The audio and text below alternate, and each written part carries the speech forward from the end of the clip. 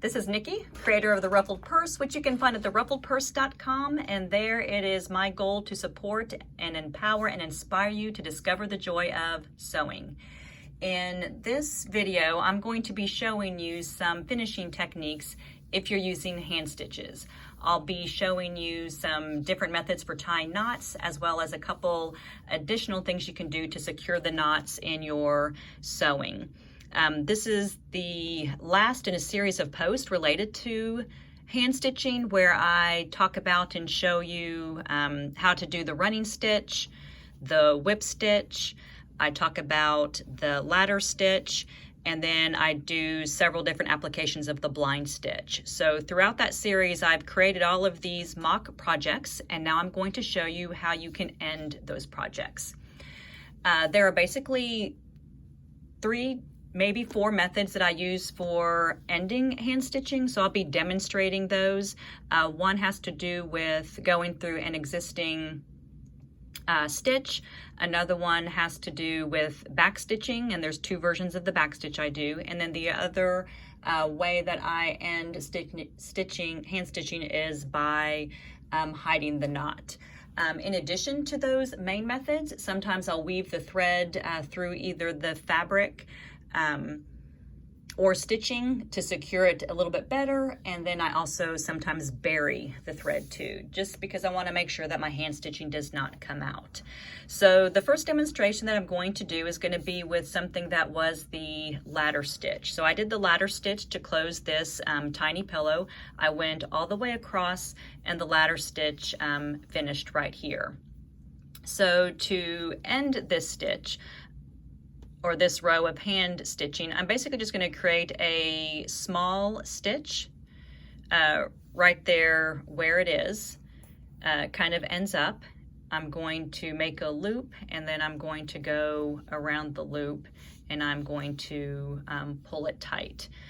Then I'm going to basically bury that knot. So I created a knot from an existing stitch. I made the stitch, I made the loop, now I have the knot. I'm going to bury that thread by basically pushing it through the seam. I'm going to push it back through over here, and then I'm going to pull it into my pillow. Now, typically when you're doing something, a project like this, and you don't want those stitches to be seen, you would be using a coordinating fabric. So if that was white, you wouldn't be able to see it.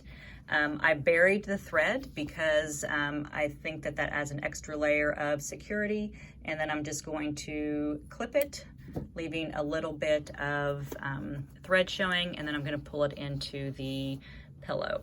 So I just ended that row of hand stitching by creating a loop from an existing stitch, tying a knot, and then burying the thread. So that's one method. The next thing that I want to show you is a running stitch. So on this piece of felt, I just did some running stitches. I did some rows over here, and then I did kind of a swirly thing right here. So this would be considered the front, and then this would be the back. It actually took me 2 strands of thread to do it, and right here is where I'd finished the first strand. So I'd actually tied a knot using an existing stitch, and then I wove it through the existing thread. So I'll show you how I did that. This is where my running stitch ended. I've got stitches all around me, so I'm going to go to the closest stitch. There is one here that's pretty small though, so I'm going to go to this stitch here. So I'm going to slide my needle underneath it. Then I'm going to slide my needle through the loop that's made, and then I'm going to pull it. I'm going to do it one more time under that same stitch. So I basically have made 2 knots using a loop and around an existing stitch. Now it still looks good on the front. When I'm looking at the back though, I'm always just thinking, what if it comes undone? So that's when I just do a little bit of weaving. So if I'm weaving through the stitches, I basically just go through 3 or 4 of them. So go through that stitch, and this is felt, so it's a little bit different from fabric. I'll go through that stitch, I'll go through this stitch, and then I basically just kind of turn around and go back through, and then come back here. just makes me feel better. I spend the time working on hand sewing, and then I want to make sure that it stays. And I'll just clip that pretty close. And so that is me using a loop through an existing stitch to tie off that thread. And then the second security method I use was to weave the thread through some stitches. The next thing I want to show you is some blind stitches. So I did an example of applique. So these had already been appliqued, and this is where I was appliquing the blue square onto the flowers. Now, sometimes when you're doing applique, you end up with your thread like in the middle. So you would still have some stitching to do. Like right here, I would still have some stitching. So if I want to end this, I can actually, because of the way that it is, just go to the back side. And then look what I've got on the back. I've got some stitches. So I'm going to go ahead and just create a knot through making a loop through an existing stitch. So there is my loop. And there's one knot. I always do it twice. There's my second knot. And then because I have some space here, I'm gonna go ahead and just gently, just a few times now, not through my stitches, but because I can through my fabric, I'm gonna go in and out of the fabric. And I'm gonna double check and make sure that I didn't go through on the front. So I pull it this way, and then I'm actually gonna turn it around. And then I'm going to go back the other way, being very careful just to stay on this layer here and not go all the way through the front. So I'm going to double check. I didn't go through it. And then I pull it. So 2 knots here, making a loop with my knots around an existing stitch. And then I did a little bit of weaving for added security. Then I'll just clip that off. Now, sometimes when you're appliquing, not sometimes, but when you're appliquing, you're eventually going to get to the end. And so that's what I've kind of done over here on this side. This is as if I'd gone all the way around and now I have finished. Here, I could go to the back side because it's still open, but what if I wasn't able to, that this was on a quilt and I didn't want it to go all the way through? This is an example of when I could do hiding the stitch. Not hiding the stitch, hiding the knot.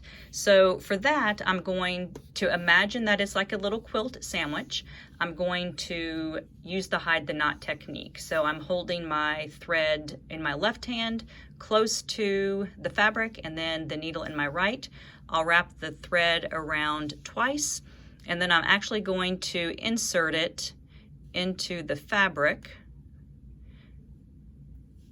close to where it came out. And then I'm going to bring it up. I'm actually just going to bring it up through my square.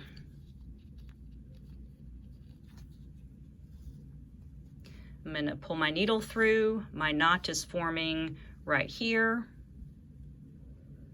And there's my knot. Now to hide it, I'm going to hold it firm.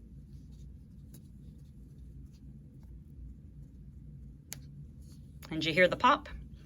That means that my knot is hidden. It's actually over here on, there it is right there on the other side. And then I can just clip it off here on the front. So again, this would be if I was working on a quilt, and then I'll just kind of maneuver the fabric underneath and get that thread.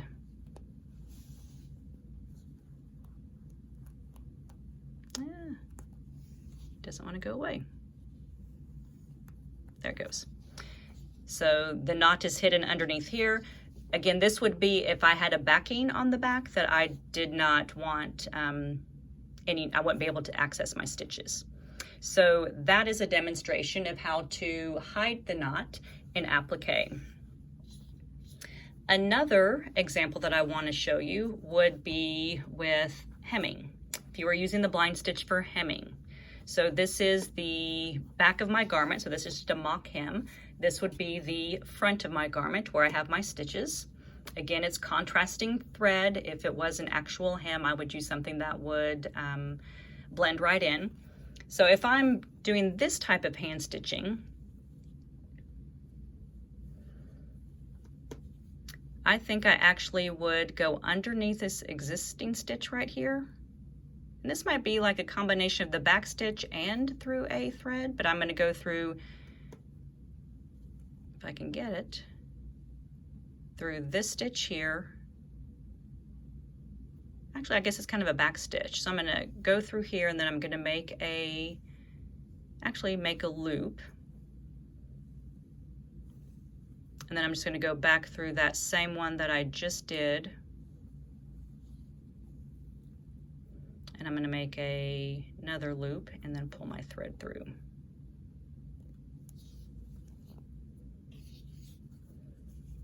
Okay, this one I can bury the thread. So I'm just, because I've got this hem right here, I'm just going to push the needle through the inside of the hem.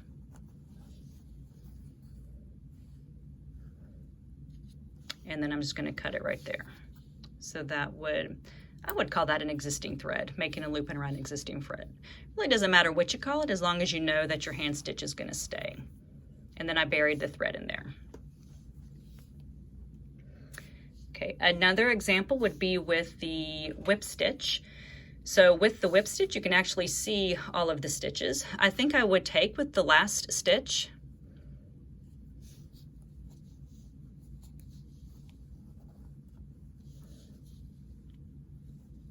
and make a loop and then just pull it, and then I would take my needle back through that same loop again. It's getting all twisted. And then I would bury this one too. So I'm going to kind of put it there in my seam. I'm going to push it out at some point below. Pull my thread, and then I would cut. And then just use my needle to kind of catch the thread on the inside until it disappears. So that is a way that you could tie off the whip stitch. And then the last couple things I want to show you, one is another whip stitch that if you were doing a label on. And with this one, I think with my last stitch that I would need to do, I think I would just kind of go back around in that same spot, come back up, and then with that stitch, I would loop it around. So there's really no right or wrong method, in my opinion, as long as you can get your hand stitching to stay secure. So I've done it twice. I've looped around existing stitch, and then I'm just going to basically bury this.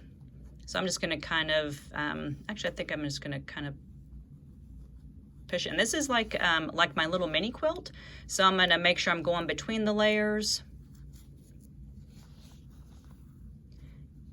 And then I'm just going to pull, and then I'll clip it. So again, when I clip it, I never want to get so close that I have my fabric clipped. So, but I can always get my needle underneath there if I need to, and I can catch that thread maybe. There it goes, and the thread is gone. So that's a way to tie off a label. And then got a couple more to show you, so I'm going to go ahead and do that since this video is going. If you're doing a binding and you're hand binding and you're doing your blind stitch, so if you're going along your blind stitch and you're doing your binding and you're getting low on thread, when I do this, I basically just do one little stitch in the exact same spot where I did my last stitch. Then I open up the binding and I weave it through. So I'll do 2 or 3 movements through the fabric.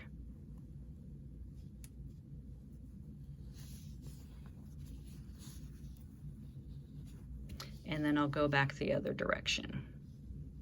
Just makes me feel, like I said, a little bit better that my hand stitching is not going to come undone. Then I would be able to add my new thread in there, and then I would keep going. So you wouldn't even be able to see that.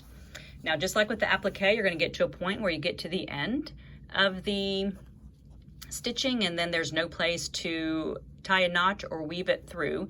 I could go through an existing stitch, but this is another place where you can do the hide the knot. So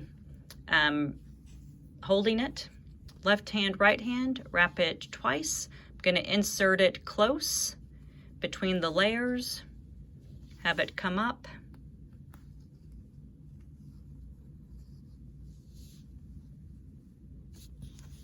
let's see if we can hear the pop on this one.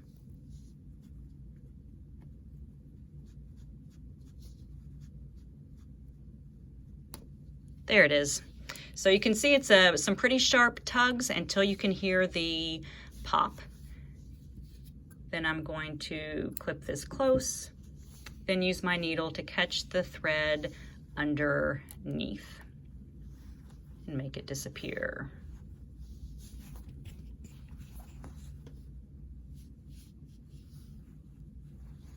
Maybe.